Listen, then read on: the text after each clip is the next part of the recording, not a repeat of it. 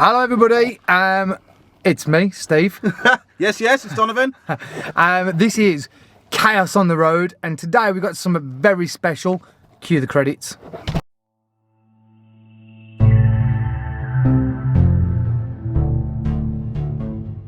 So Donovan's going to explain very quickly what we're doing today. Yes. So, this is our kind of maiden voyage of Chaos on the Road. We're at the French Hen in Stourbridge. That is the venue of a new and very kind of intriguing play called One Night with Marilyn. So we're going to go and meet some of the cast. We're going to go and meet the director, possibly even the writer of the play, and then we're going to have a look at the actual play itself and bring it to you in edited form, obviously. Yeah, so what he said. So yeah, bring it. Let's go. Where are we going? I don't know. Is it in there? Hell. It says private. They all say private? No, that's a bedroom. Where do we go? Does anybody know? Some people doing a rehearsal somewhere? Maybe upstairs. In here? That's the function room. Oh, okay. This sounds like it might be the... This looks like it might be the place. Yeah, I did. Yeah. That's not how you spell corner. That's how you spell corner. That's how you spell corner. Yeah. There's basically happening, guys. Is that we're in the round. This is our performance space, and here's the audience around us. And it's just a rehearsed reading, so it's not actually a performance. Got ya. It's showing off a play. Okay. It's showing off the script and how the characters have interpreted it. Sweet. And we will, from the feedback of the audience and a charity raffle, gauge how well the play is going. We will look at what works, what doesn't. And from that feedback we will do the 4th, 5th and 6th drafts of the play for our tours in the spring, and then late next year we will scrounge for funding for a film is the actual plan. So nice. Tonight will be, that's not really a hospital bed, it's 3 chairs and a sheet over it. Oh, you'd never tell. You'd never tell at all, would you? One of our main characters will not be sat here like the little guy in Quantum Leap smoking his cigar, but he would be on stage and he would be in a film. So it's going to look perhaps a little bit. Close your eyes and imagine you're listening to a radio play being recorded. Yes. The way people used to be able to go and see them. That's what's going to occur tonight, and we're going to look at the audience reaction. So there you go. David Pearl gave us a really good rundown there of what is going to be happening. We're going to meet some of the team now and ask them some questions, find out a little bit more about what's going on. We've got 2 Marilyn Monroes. Yeah, we apparently. have. That's a lift you'd want to get stuck in. And then we've that was a bad joke. I just realised. But yeah, we're just going to go sit down, have a quick drink. We're in a pub. It's a Friday. It'd be rude not to. Of course. And yeah, just get to know them a little bit more and find out exactly what they're all up to. Cool. Wicked. Right, Go for it. where are the bodies buried? Tell me! My partner here, he ain't as nice as me. Anyway, the reason why I'm talking... You're trying to get a part. What's good? Yeah, I'm not. Off the strength of that, I think I've failed. But so this is Mark Snedden. Mark and myself go back a long way. We both started out in the kind of creative arts together, acting, drama, and theatre studies, many moons ago. And I'm very proud of him because he's doing it. He's doing it. Finally. Yeah, he's doing it. No, and it's fantastic. So I think we've given you a little bit of a breakdown of what this is, and you've heard from the director David Pearl, and how it's come about and what the plan is for it if it does well. So, so no pressure, Mark, but this is like the first of hopefully many cells of actors around the country and outside of the country that are going to be running this play to hopefully make a film eventually. That's the idea, apparently. That's the idea. Yeah. Okay. So it's like it's a long workshop.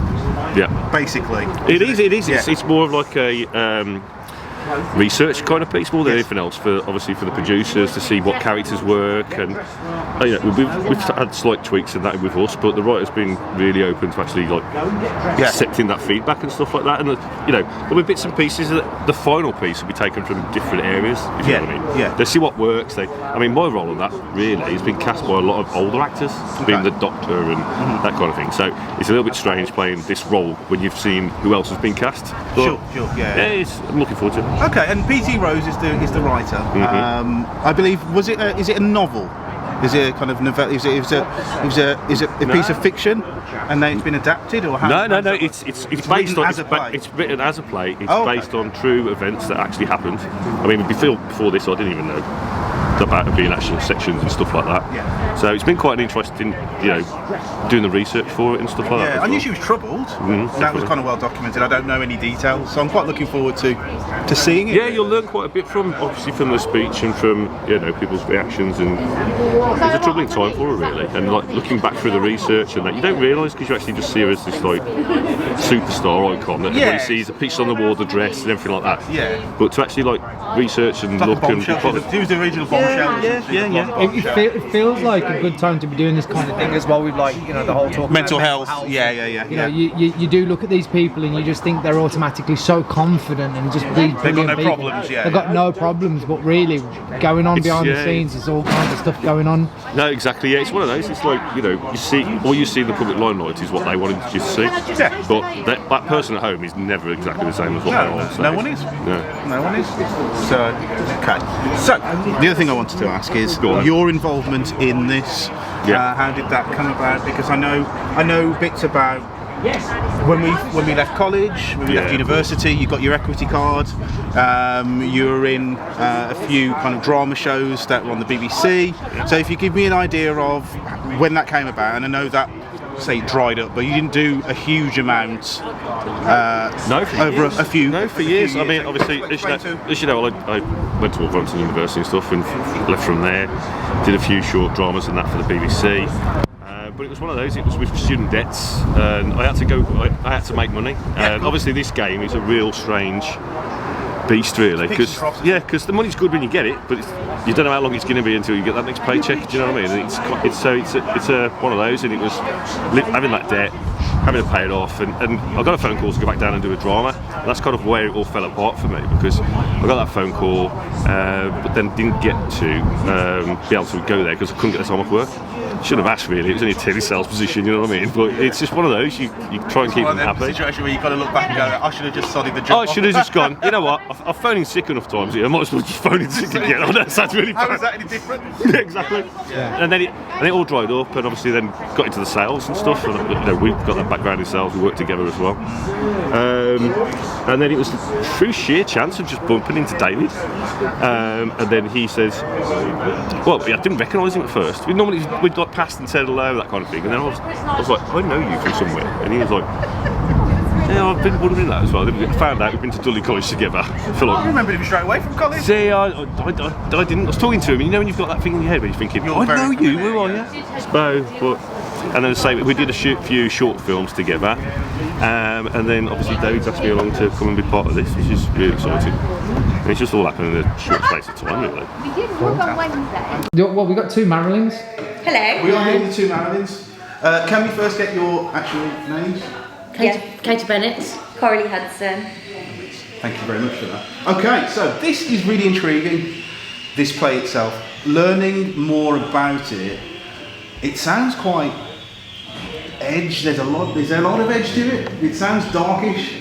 It sounds like it's really kind of following a very, very negative and dark side of someone that is the archetypal blonde bombshell whose life is supposed to be perfect, to look and project as being perfect. Is that the case? Yes, I would say so. I think when people think about Marilyn Monroe, they, like you say, they think of this glitzy, blonde, sexy lady who probably was completely on top of her game, had a wonderful life. But through this, we show the actual truth of it and how she was really quite a damaged girl. I knew she was troubled. Yeah, she didn't have a good upbringing. She was passed from pillar to post as a child, so it's understandable why it happened to her. But through through the show, I play the glamorous Marilyn, whereas Katie plays the Marilyn who has been sectioned for a night. I don't know when to say that's unlucky or for the meat of a role. I'd probably go for that. Yes. You know what I mean? But yours is quite meat as well, isn't it, actually? Yeah, I suppose for me, it's very different to how I am. So I suppose I do have to do a lot of acting with it. She's very showy, very show-offy. It's fun, but yours is. So I'm the only real character, aren't I, really? Yeah. Apart from the Doctor. So all these other characters, including my alter ego, are in my head. So she's been sectioned, and so she's confused, and all these voices that she's seeing, they're people from her background, but they're not real. She's come off her pills, which quieten the voices in her head. So it's a kind of psychosis situation. Yes. Wow. And she did have voices in real life, and this is all true, isn't it? She was sectioned. Her mother wasn't well. Her mother was paranoid schizophrenic, and it was also in her family, her uncle as well. So it's truth to it. What we see is what the writer has interpreted what might have happened while she was sectioned. And I think, is it 2 weeks after she died after this? Really? Yeah. Wow. So this is like a real big part of the end. It is. Really? And I wasn't aware. So is there no knowledge at all of what happened during that last period that you just spoke about? You know, that you said the section. You said it was like an interpretation of what they thought might have happened. Does no one actually know that? She definitely heard voices. Yeah. And she was definitely on pills, right? Yes, but we don't know who she might have heard or what they might have sent to her. There's no kind of transcripts of exchanges with other people. No, that's an interpretation. Witnesses to say she said this to me. That's an interpretation, but the characters that she does witness, we see her mother, we see her aunts, we see her uncle. Those characters were real characters from her life. So are those characters then being played out as people in the play, or? Yes. Yeah. Oh, okay. Yeah. So then they tell I'm a the bit story. I'm a bit slow and stuff like that. So you're just gonna, I got it now. I got it. So they appear. I suppose it's a bit like a Christmas Carol when the ghosts visit. Yes. Yeah. They're coming to visit her while she's psychotic. She's not on her pills, and she talks to them and makes her even more confused. And some of them come at the same time and have arguments in front of her, and then I join in as her alter ego, arguing with them as well. So it's not just one at a time. And it's with the same person, really. You're the public persona, and I'm the damaged Marilyn. But Coley and I did youth theatre together when we were teenagers. I was going to what do you guys have? Right, yeah. Go on, that was going to be my next question. Anyway. Well, we did that when we were, 15-ish? Younger, I think, like 12, 13. Yeah. And then we didn't see each other, how many years? 10, 20, 30, I don't know. About 25. And so Dave cast Corey and I, not knowing that we've got some backgrounds. Oh, really? So it's just completely pure, independent. just pure coincidence that he's cast us both, but we do have a connection. Yeah, don't we? Yeah, and it's been nice. Wow. It's been nice working together on this because we haven't seen each other for years, but this is what we used to do together when we were growing up. That's really cool. It's been really fun. That's really cool. Yeah. So I think we've got a really good kind of bond and connection. Yes. And bouncing off each other in the characters has come quite naturally. So in a bit as well, we're going to get to kind of see then some of what may get put into the final version, may not, or. Yeah, it's really interesting. Yeah, I like the whole process of it. It's feels going to be like a really long workshopping. Yeah. That's the only way I can describe it. It's I can see it on stage. Can you? I can see it on stage. Yeah. So I can see it on film. that's the end goal, isn't it? Yeah. That's what I'm hearing. I can see it on film. Like, I think they hope that they're going to you do get like enough interest. they do like a local production. So yeah. I'm sitting in a distinguished chair, so you feel like speak in a distinguished way. feel like he has power. Okay, right. So let's just zoom in on the dick.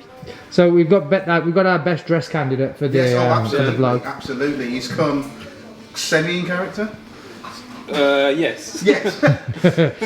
So is that literally the extent of your costume? No. No. Okay. Okay. So tell us who you are and tell us what your part is, if you don't mind. Okay. Well, originally when I started doing this, I was playing the part of Stanley, who is Marilyn's, who she believed was her father. Okay. and I've also taken on the part of Fletcher, who's an orderly who works in the asylum where she's and he's a little bit. He's a gay man, but he's quite closeted. You know, it's the 60s, so you can't be out. And that's who I play. And he comes to Marilyn a few times during the course of the play. Fantastic. I was going to ask about how this came about, but I think you were quite already connected with David already, weren't you? When when this came about. With Me and Dave have known each other a long time. Yes, And we have our own little film company together. Yes, I know. Biff on Films. Yeah. This is a dweller, by the way, so buy your bet. Dweller alert. Yeah. Respect, It's gonna pop up in the phone. We do Biff on Films. Our main character's Ted Dribbler. Woody Lovely. I haven't got the hat, so you'll have to take my word, but look him up. Well, we will.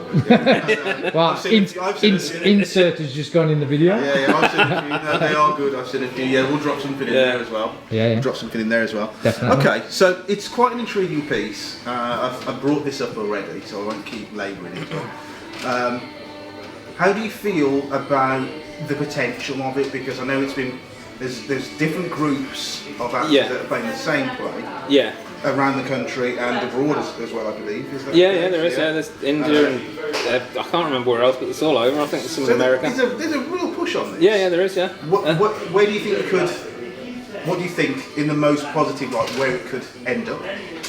I think, at the very least, you'd see it touring Midlands, say for our production of it, and then I think the play itself could tour pretty much anywhere where they're I like the concept of different groups doing it in different areas instead of just the same people touring it. They're going to bring different things to it and different energies, aren't they? It'd be lovely to see other people's productions as well. And see how they do it. I'm already, actually, when the cast's been done and you've seen the posters, I'm already looking for the other people playing my part. And I'm going, does he look like me? Yeah. All the pretenders. Yeah. No, okay, so is there going to be a point, and I don't know if this is a question for the writer or the director, but I'm going to ask you, Richard, is there going to be a point where there's going to be a choice made of who is the defining character that's going to play that role? Is that the way it's going to work? Are you kind of all auditioning for the main part? You know, I think every time you're doing a performance in a way, you're auditioning for the next performance in a way. But I hadn't thought of it like that. But I suppose if there comes... You just added pressure now. No pressure. That he didn't know was there previously. But I think ultimately, like if they did a UK tour or something, I suppose you would pick and choose. You have to narrow it down. You would have to, One main, one steady, that's all you've got. I think that's... isn't it? Yeah. No pressure, by the way. And you're the first, aren't you? So Well, they always say, don't come in the middle. Don't come. Be first or be last. Yeah, isn't it? That's the. It's nice being first. It's nice to win. It's fantastic. First really. Fantastic, especially for the old black country where we all hail from. Fantastic. And break a leg. Oh, thank you. So showtime is curtain up is soon, very soon. Cool. So, are we still recording? Yeah, we are now. Fantastic. When do I start, Stephen? Now. Do it now. Right. Before he decides to stop again. I am sitting with a very dapper gentleman called John Messer at the moment. What we're going to do at this moment in time is, like we did before, we're building a picture of what the performance is going to be and what it's going to look like before we actually go and watch it. So what I want to know from yourself is the part that you play and what's the significance to Marilyn Monroe in the actual piece. No problem. Well, I play a character called Uncle Marion. He's essentially Marilyn's psyche. She's never actually met the guy, but she's a distant memory. And essentially she's going through a bit of a psychotic break, and I am her conscience-like character, just allowing her to work through her issues and come to terms with the reality of the situation. Wow, fantastic. It's really turning into a very psychological piece that I didn't realise it was going to be. I thought it was going to be kind of like, oh, Marilyn Monroe, and she had problems, but this is how she overcame them. It's going to be a really happy ending. It's not quite that, is it? I think it's more reality. It's yeah, of course. Very abstract, an abstract representation of reality, but you know, the reality that we all live ourselves in our own minds. Yeah. Like Love Island. Like Love Island, yeah. Incredibly similar. It's still incredibly That's an abstract. I do get voted out at one point. Yeah, so we go back quite a way. We actually went to college together. We did a couple of performances and shows together. Learned some of the craft. I didn't make it, clearly. That's why I'm sitting on this side of the table, not looking as dapper as this man here. But what we're getting is a lot of the same kinds of story. So everyone is really enjoying this because they've maybe been away from performing for a while for different reasons. Before Steve sabotaged us with stopping recording us for some reason. I'm not sure why. I don't know if it was aggressive or what. I think so. Yeah, I'm not sure what that was. I'm not sure what the same was. But before he shut us off, what I was looking He did have his fingers up at the time. Yeah, I'm not sure. So yeah, there seems to be a common theme of a bit of a blank spot with performing. Yeah. I think you did blame that on your wife for getting pregnant, like she was alone in that mission. Let's take it from there. Right. Well, I had the option to run away, but like in Misery, she snapped my ankles. I really hope your wife doesn't watch it. There you go. She's here tonight. Oh, is she really? Okay, there you go. You got no chance then. But yeah, family and work happens, and the life isn't. Life takes over. Yeah, and it's not regular, is it? That's the problem with your industry. It's a difficult industry, and I think you've got to be prepared to do a lot of freebies, tread the board, do a lot of networking, and you know, when you've got a young family, obviously it's difficult to do that. But you never really lose the book. As you'll know yourself, no, you don't. You always want to do a bit of performance, and I've done a few bits and pieces, little bits of extra work, some short films for a few people in the past. Did a little bit on the Black Country Night Out with my friend who plays Dolly, just recently actually, which was kind of spurred me on a little bit. Yeah, you got the bug. I got a lovely call from Dave, who has been doing some professional work recently, which is fantastic. He said, would you be interested in reading for this role? I said, yeah. And read the play. I thought it's a great role. Met the writer and the other producers. A fantastic group of people. I thought, I definitely want to get involved with this, and I'll give it my all.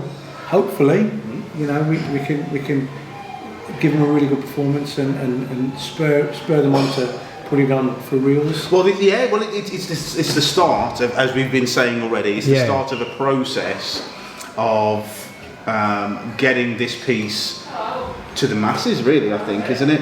In film terms, or as a tool, an actual. I think it's a bit of a test, because I think originally it was done as a musical. From what I've done. Okay. So they've Jazz hands. Sorry? No jazz hands. No. I thought, don't do that. I thought you stopped recording. No jazz hands. So we're not going to get. Gasp. There's always jazz hands. Oh yeah. So we don't get any jazz hands in this. No production. jazz hands in this. No jazz hands. Mate, He's out. I'm going to a trailer. No. He's just quit. So I didn't know that. I didn't know Steve was. Yeah. So as far as I know, it was originally done as a musical. Obviously, the C word happened, and obviously everything's changed. The world changed. It was rewritten as a straight play, because obviously it's got quite a big psychological message. Yeah. And doing it as a straight play fits quite well. And this is the first pilot, read through, just to see.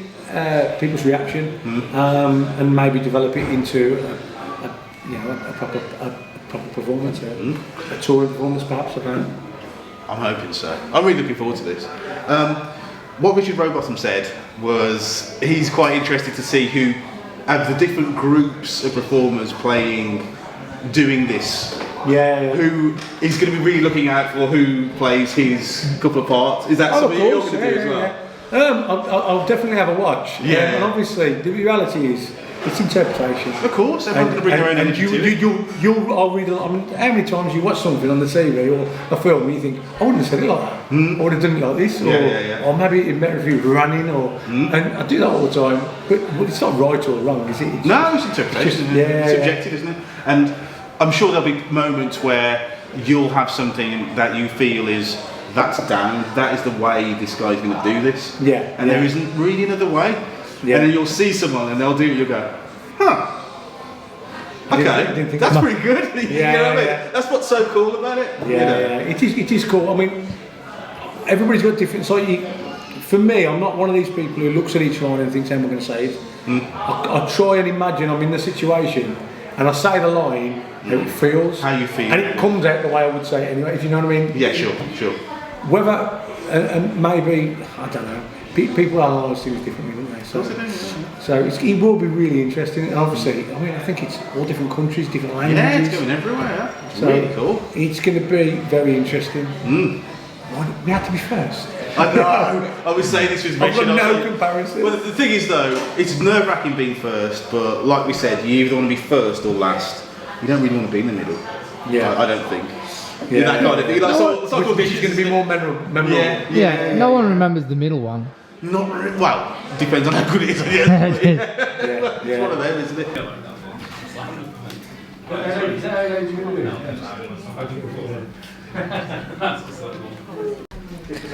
Right, they're about to do the reading thing. I can read anybody else. Yeah, it's kind of like a very first dress rehearsal, isn't it? Yeah, that's kind of the vibe I'm getting. It's a workshop. Well, I could read it. So yeah, I've never experienced anything like this before. Not me. I've got to stay quiet now. It's going to be really hard.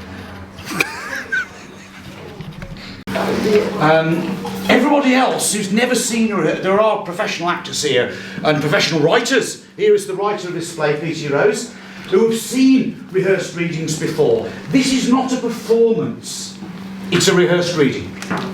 The actors will have a little bit of costume on, like I have. That's it. We are experimenting with character.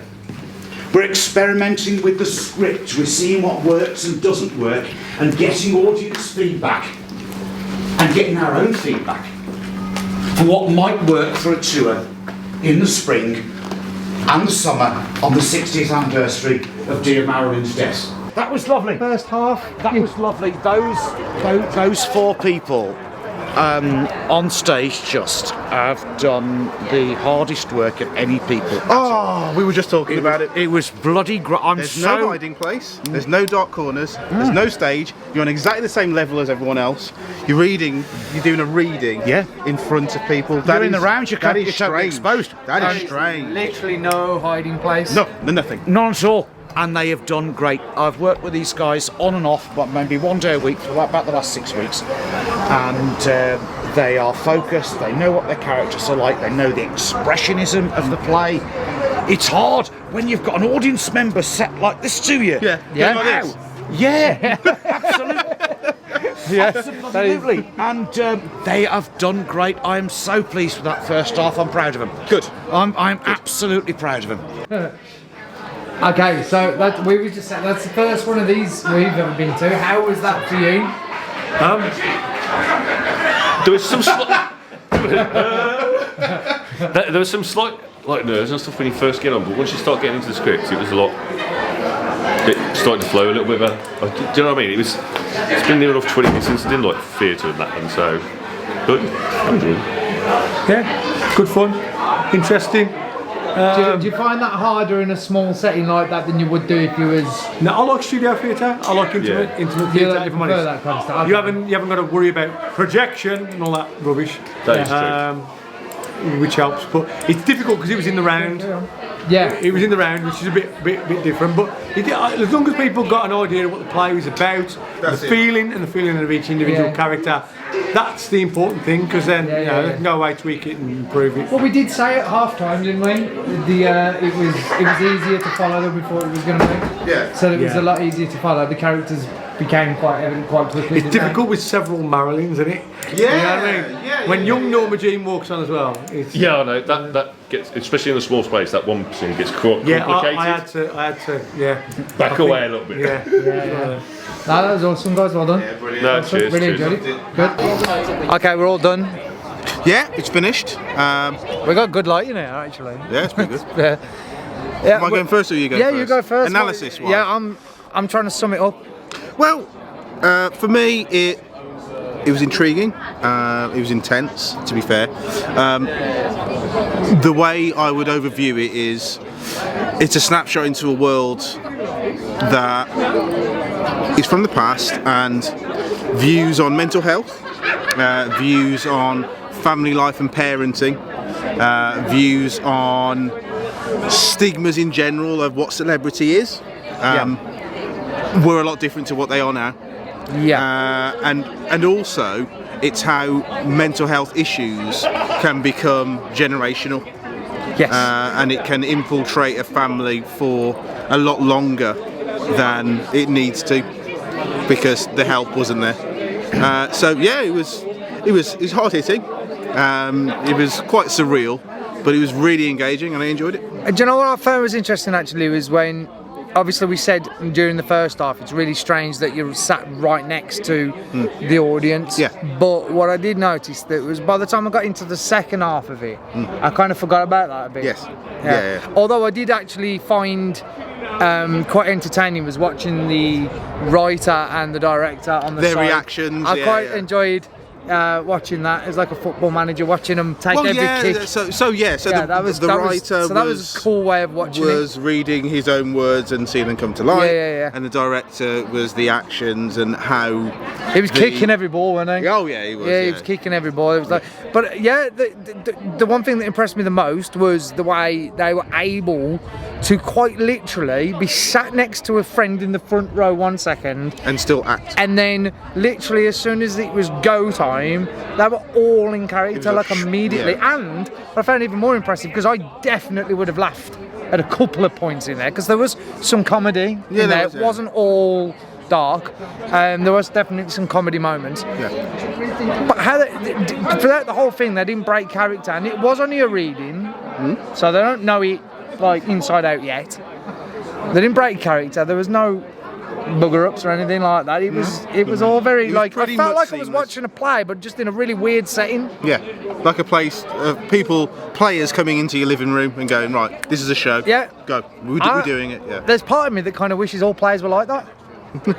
Because I don't really like the sat and then watching. Yeah, it was good. I enjoyed it.